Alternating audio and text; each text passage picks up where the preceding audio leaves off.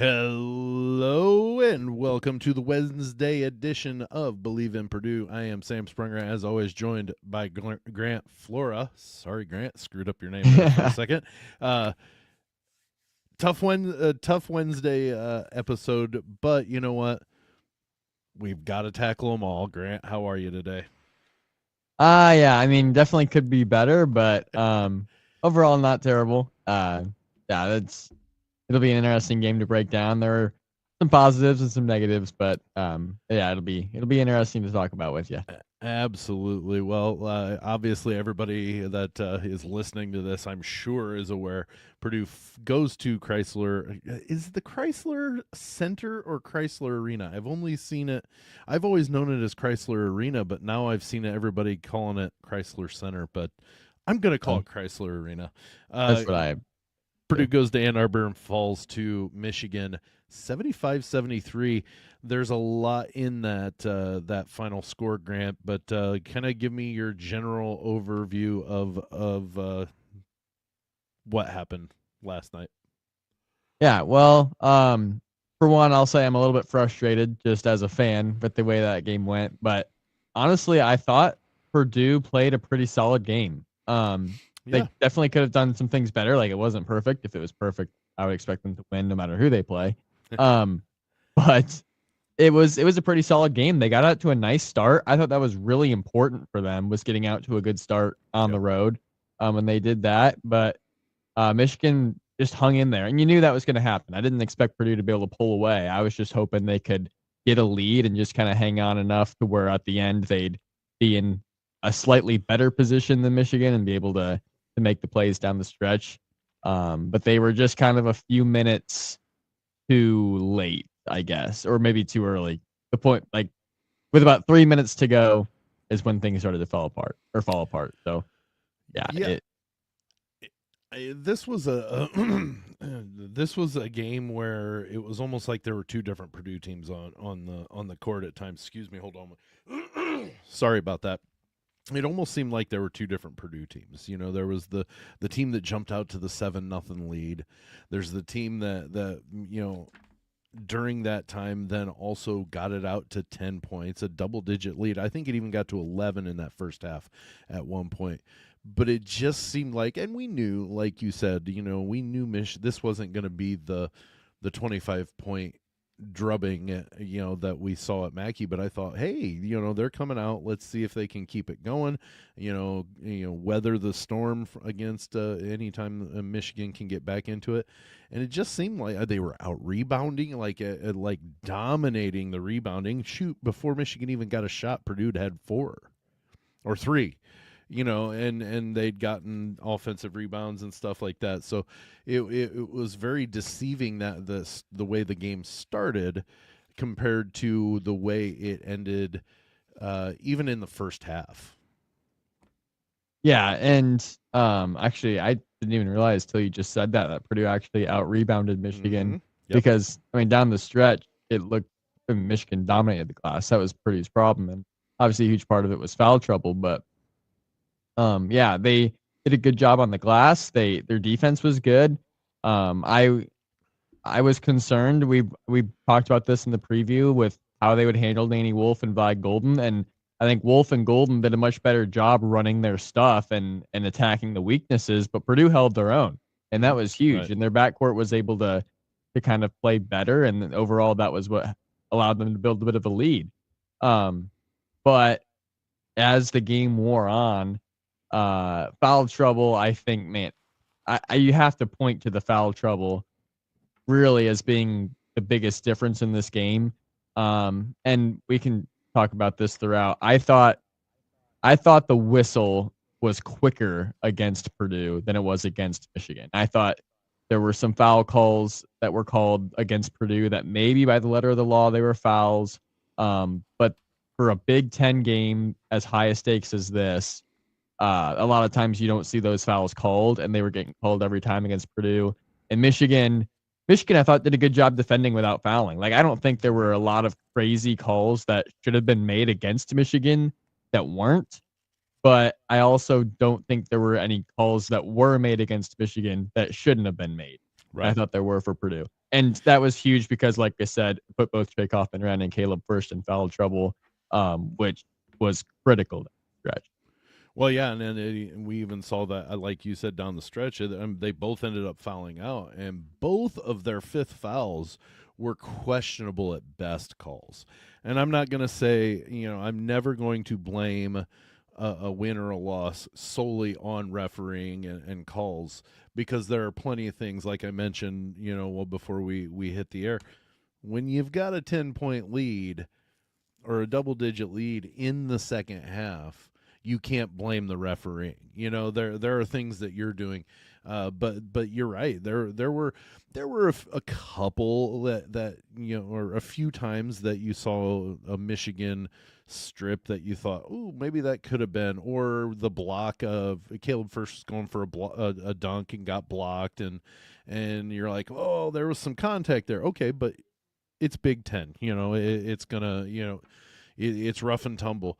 But then to see both First and Renn, Kaufman-Renn, get fouled out on things that were so more touch foul, picky, that was the frustrating part about it, because Purdue didn't seem like they could get anything going because they had to worry about whether or not they were going to get called for those little picky touch fouls. And that's part of it, is when you're Caleb First, Trey Kaufman-Renn trying to guard 2 7-footers, you can't. I mean, at some point, you just have to be able to play defense. And if you're going to get called for fouls every time you touch them, when they're 7 feet tall, they got the size advantage on you. Then what are you supposed to do? And I'm going to get ahead of this now. I know most fans from other schools are going to say, well, that's exactly how we felt with Zach Edey. And that's fair, except Zach Edey got mauled every single game. And GKR and Caleb First were not coming close to that against Wolf and Golden. Well, and this is not a, hey, this is why they lost. Purdue lost this game, okay? Plain and simple. They should have, like, they had the lead. They had leads at certain times in both halves of double digits. Those are times that you should be able to put it away. Now, that's not to say that another team can't go on a run. And Michigan's a really good basketball team. They absolutely are a really good basketball team. But so's Purdue. And the problem that I saw is from the Purdue aspect is, you still only had 5 people put points on the board for you. And Cam Heide didn't score, Jakari Harris didn't score, Miles Colvin didn't score, Raleigh Burgess didn't score. They all had minutes. They all had almost 10 minutes, and none of them scored. And you can't keep writing that down the same road with only having 3 people contribute, like they did. Braden Smith, 24, TKR before he fouled out, 22, Fletcher Lawyer, 15, and then you have CJ Cox, 7, Caleb First, 5. You have to have more production from somebody other than those 3. Yeah, that brings me to a few points. For one thing, like you said, not putting this loss on the referees at all. I think there could have been some contributing factors. But I think there were a lot of things within Purdue's control that could have been done differently that weren't. One of those, honestly, Miles Colvin played 9 minutes. I still thought that was too many. And the reason is he had 2 turnovers that just were simple passing turnovers. Like, you just got to make better passes than that. He wasn't doing anything offensively. He did get 5 rebounds, so I'm assuming that's why he played, was for rebounding. But I thought that having CJ Cox, Jakari Harris, who were going to be better offensive weapons and could guard better, would have been better in some of those minutes. And Colvin played some minutes that I thought helped Michigan to gain some momentum. And in this scenario, I enjoy Miles Colvin. I think he's a good basketball player and has a great upside. But his minutes tonight, I didn't think were all that good. Recently, just real quick before you move on, recently, though, I've almost seen him as more of a liability going in. Yes, we have to have him in the rotation to spell some players, to get them some rest. But and this is not me saying I don't like Miles Colvin. It's just recently, in the past 5 to 6 games, it seems like whenever he goes into the game, it's a little bit of an advantage for the opponent because he seems like he's a defensive liability and he's not hitting the shots that he can and is able to make. Yeah, yeah. So in this game, I thought definitely he maybe didn't help them all that much, and Right. maybe even hurt them in some ways. And then this, we have talked and said a lot of great things about Braden Smith, and he's a phenomenal player. Had a good game. I mean, 24 points, 6 rebounds, 5 assists. Like, that's a good game from him.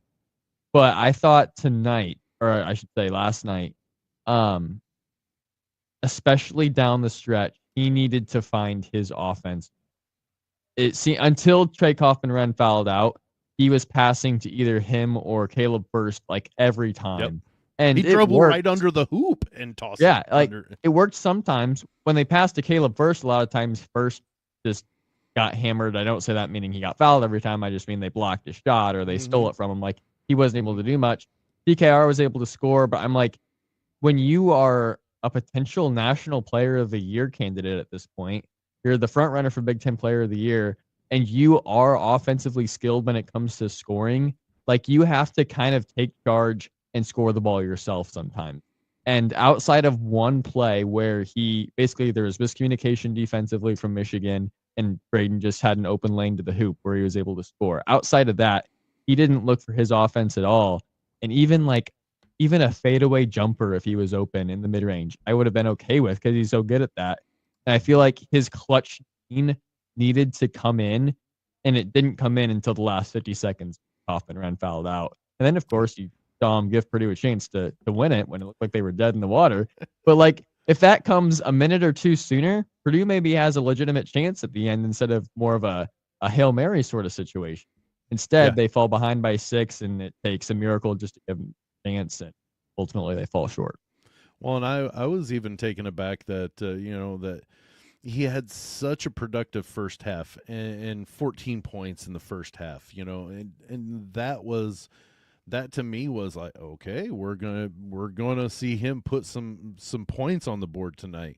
He was creating his own shot. He was getting that jump stop and fade away, and getting those shots. He hit a 3 or 2, I think, in that first half. And so he had a first half that I anticipated him scoring close to 30. And that wasn't with the flurry at the end that got him to the 24 that he ended up scoring.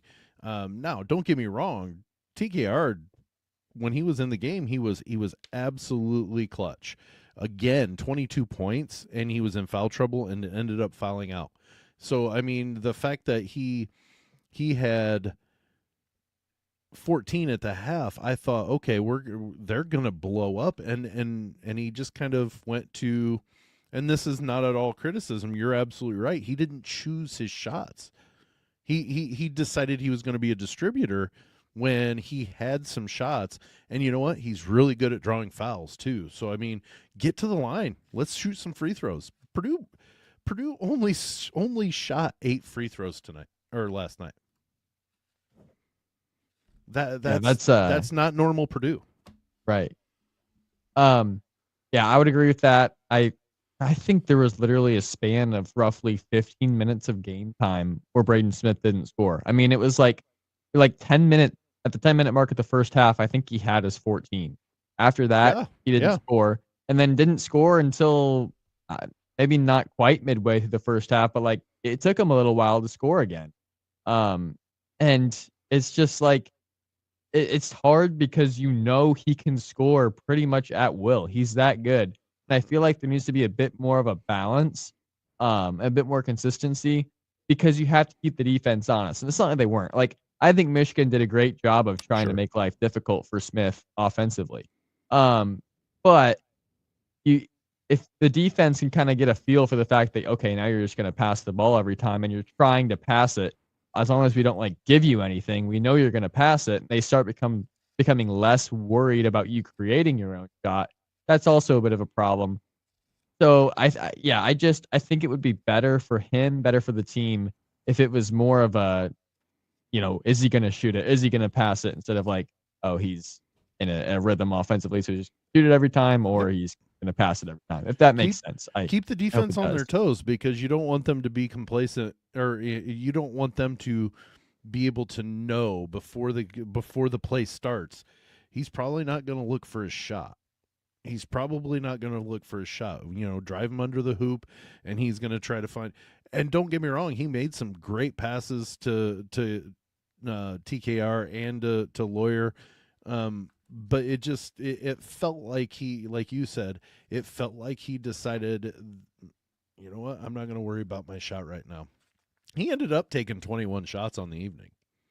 He made 10 of them, so that's a good percentage. A decent percentage for a point guard who's going to score some points. And it wasn't frustrating like anger frustrating. It was frustration of, oh my gosh, you can do that, you've got that, like, just make them pay. And I think he was trying to make them pay in different ways, and it just didn't come through this time. And I again, we talk about how good of a decision maker he is, sure. and everything. Like, not trying to sound super like contradictory or just sound like, like we're just completely flipping on Braden Smith because he did like made a few decisions that we didn't agree with. He's still the best player in the Big Ten for me. And he still played a good game. I'm just, I feel like in this situation, I would have done this differently. Might have helped their chances down the street. If we're going to praise them when they do well, we've got to be critical of them when they fall short. And, on Tuesday, that's what they did. Is they fell short in a couple of different areas that cost them the game. And I think we both agree that one of those is Braden Smith decided to go AWOL on the offensive side. He was just becoming the prototypical point guard of distributing the ball out to others so they could score for the better part of half a game. And it just happened to be the middle half, which is a very critical point of the game, is those middle 20 minutes, not the first 10 or the last 10. Don't get me wrong, those are important too, but those critical 20 minutes right in the middle. Yeah, for sure. It was just a little bit frustrating overall, just with the way the game was played, because when you look at the grand scheme of this and the tough schedule they have, winning this game would have given them a lot of breathing room. Oh, sure. Like, then you can afford a loss at the Breslin Center. You can afford a loss maybe at Indiana. You can take a couple of losses and still be in that mix. Now you're a game behind in the loss column to Michigan State. Fortunately, they have to play each other twice still. Right. But now you're making up ground, and you've got a lot of tough games left to go on the slate. I mean, the next 3 are all losable. Yeah. Well, let's take a quick break for the audio podcast. We'll come back. We'll talk a little bit more about this, and then kind of the general overall schedule for the Boilermakers moving forward as they fall to 11-3 in the Big Ten, and a half game right now. I believe it's a half game. Yes, a half game behind Michigan and Michigan State in the standings. But let's take a quick break. You're listening to BLEAV in Purdue on the BLEAV and Lounge Sports Network. All right, we are back. Grant, and final thoughts on this mission. What positives can the Boilermakers take from this game in Ann Arbor? They played a tough game. I mean, going into Crisler against a tough Michigan team, a team you don't necessarily match up all that well with. Like, there are definitely matchup issues against a team. I thought this was going to be a difficult game because Michigan had that chip on their shoulder. They got blown out at Mackey, and now they're looking to come and repay the favor. And so I was worried, honestly, that if Purdue didn't bring it, we were looking at a potential blowout for Michigan. But they started out really well. They competed really well, and you flip a few whistle blows and maybe check off and run Caleb first play down the stretch, and that might be enough to give Purdue the win here. So they played a game that I thought was capable of being a winning game. It just wasn't because of other factors like the way Michigan played. And you can add a few whistles in there as well. But I thought Matt Painter did a great job having his team ready to play and ready to handle the environment and the circumstances, all of those types of things. That's what I was gonna take away, or gonna mention that I took away from this game was uh, Purdue was going into an environment that has been difficult to play in for years. If you remember, uh, the last year Jaden Ivey was around, they went into Crisler and they got throttled. Like the Purdue was a bank shot away from winning the Big Ten against Wisconsin, and they went into Crisler Arena and were throttled. That's what I mean, not throttling, but just the environment that's not conducive for the most success in the world. Now, last year was an anomaly because Michigan was terrible, but it still wasn't the easiest win in the world either to go into Crisler, just because the environment is. But Purdue went into that game last night, and you're right. They had a game plan. They executed it for the most part pretty flawlessly for that first half. Yeah, they gave up some points. They gave up some easy buckets, but they out rebounded. They hit shots. They at one point had 3 different runs of 8-0, 8-0, and 9-0 in that first half. And they were only up 2, but they were only up 2 at the half. So the fact remains is you're absolutely right. Michigan wanted to repay the favor, the embarrassment that they went through in Mackey, and they couldn't do it. Purdue played a really, really good game overall. Yeah, I think if they keep that mentality, and they typically respond well after a loss. So I'm confident looking ahead to the Wisconsin game on Saturday, being back at home, that they'll be able to get that one. But at the same time, Wisconsin's a good team. We've seen Wisconsin come to Mackey in the past as a good team and beat Purdue. So it's when we look ahead to the Big Ten schedule, obviously that game is big as well and is one that Purdue's capable of losing. But if they can respond well, bring it the way they did against Michigan, I think they're going to be okay in that one. But then you got to go to Breslin, and it's going to take the same type of performance, and you're going to have to execute a little better down the stretch as well, and just kind of grind it out. I like the mentality and fight this team has shown. I think it bodes well, but there's a lot of work to do as well. Yeah, and looking at the rest of their schedule, we talked a little bit about this last time. Was with home to Wisconsin, at Michigan State, at IU, home to UCLA. Those 4 games are not a gimme. There's not a gimme in those 4. So that's why when we were previewing the Michigan game was, look, they need a good showing. And you know what? They gave a good showing. And it's just unfortunate they didn't get the win with that good showing. But it makes you feel like, okay, you can go into the Breslin or into Crisler and perform like that and not play necessarily your best game, and still play toe to toe with one of the best teams in the Big Ten. Now, they are one of the best teams in the Big Ten as well. But my point being is they're not a fluke.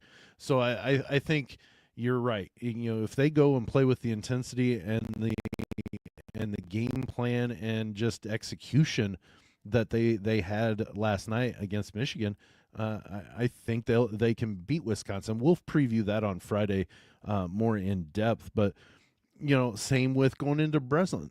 Michigan State's beatable. Now, have they lost at home yet? No, but they're beatable. So if they go in with the same sort of execution that they went in against Michigan, it might be a little bit of a different story. Will they win? Maybe not. But you know what? If they have a good showing and they don't win, but they have a good showing, I'm not necessarily saying, and I'm not one to go, oh, that was a good loss. No, you know what? You can lose and still not feel horrible about it. You're not happy, but you're not like, well, that was a dumpster fire. It was, hey, we lost to a good team. Yeah, it hurts because you know how close they were to winning and how good of a game they played, and you know how important it was in the Big Ten standing. Because if they beat Michigan, I think then you can afford to lose 2 more games and still probably come out at least with a share of the Big Ten championship. Now, I think you can really only afford to lose 1 and still feel good about your chances. Not that it's impossible if they lose 2, because obviously Michigan State still play each other twice. If they were to split I those think games, they everyone each pick plays up a Illinois loss. too. Yeah, and then all it takes is 1 more loss from each of those teams, Right. and they're right there. But I think if Purdue does lose 2 more games, they have to have the one at Breslin because they have to be able to hand to Michigan State a loss. If they don't do that, they lose the Breslin game and another game. I don't see them being able to make up enough ground on Michigan State because now they're already a game behind. They'll fall 2 games behind with a loss to Michigan State. That doesn't even count Michigan. And then if they lose another game on top of that, you're talking about 3 games that Michigan State would have to lose just on their own. I just don't see that happening unless Michigan beats them twice. And if Michigan beats them twice, then Michigan's probably going to win. So, you know what I mean? It's just like yeah. If they don't beat Michigan State, then they need to win every other game. And that's going to be tough with Indiana and Illinois on the road and UCLA and Wisconsin in there. Oh. Yeah. So that's why this one hurts is now they don't have a whole lot of breathing room. They're going to have to win some tough games if they even want to have it. But you know what? I've seen crazier things happen with Purdue, so I wouldn't be shocked if they did. You know, if they went and rattled off enough and come back to win the Big Ten. I wouldn't be shocked. Would I be shocked to see them lose 2 out of the remaining 6? No. Because you know what? That schedule is really a hard schedule right now, and they're playing the top tier teams of the conference in the remaining parts of their schedule, minus IU and Rutgers. But you know what? IU is a rivalry game. It's always hard to go to Assembly. And honestly, they may be in the top half technically. IU might, but I don't think they are. I think they're down below the halfway point. And Rutgers, like we mentioned the last time, they've got 2 guys that are going to be lottery picks in the NBA coming up soon, and it only takes 1 good night, for both of them, and you lose to them. It's pretty simple. Yeah, I mean, like you said, you can't overlook anyone in this league. Even the teams that are the easiest for Purdue to play are capable of making life difficult for you. So it's going to be a gauntlet down the stretch, but it's going to be a gauntlet for everybody. And I think, like you said, I wouldn't be shocked to see just about anything happen. I wouldn't be shocked to see Purdue win most, if not all, of their last. I mean, I'd be pretty surprised. Yeah, I'd be surprised if they won out. Right. But it wouldn't be like unheard of either. Like I would feel really good about it, but it wouldn't be like I never saw this coming. Right. It's conceivable.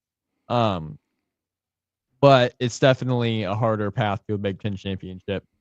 Although the silver lining, I'll give you this before I call it a night, but the silver lining, if Purdue meets Michigan in the Big Ten tournament, I feel so much better about their chances having lost this game because there's no way they would have beaten Michigan. Like, it's just, you look at it and you look at Big Ten tournament stuff, Purdue, and this just goes for everybody, not just Purdue, but like it's so hard to beat a team 3 times, especially a good team. There's I just don't see them being able to beat Michigan 3 times. So losing this one maybe gives them a chance if they were to meet up in the Big Ten tournament. That's out there and it's hypothetical, but I'm always thinking of type of things. So yeah, just we'll see if that becomes a fact. Well, that brings us to the end of this Wednesday edition of BLEAV in Purdue. We're efforting a guest on Friday. I'm not going to say who it is just in case it doesn't work its way out, but we're efforting a guest to come on and talk about the Boilermakers as well as preview the Wisconsin game. Grant, hey, we get to play another one. We get to have another tough one, but we get to play another one on Saturday, and we'll be back on Friday to preview the Wisconsin game at Mackey Arena. Thanks for joining us on this Wednesday edition of BLEAV in Purdue, and we'll see you on Friday.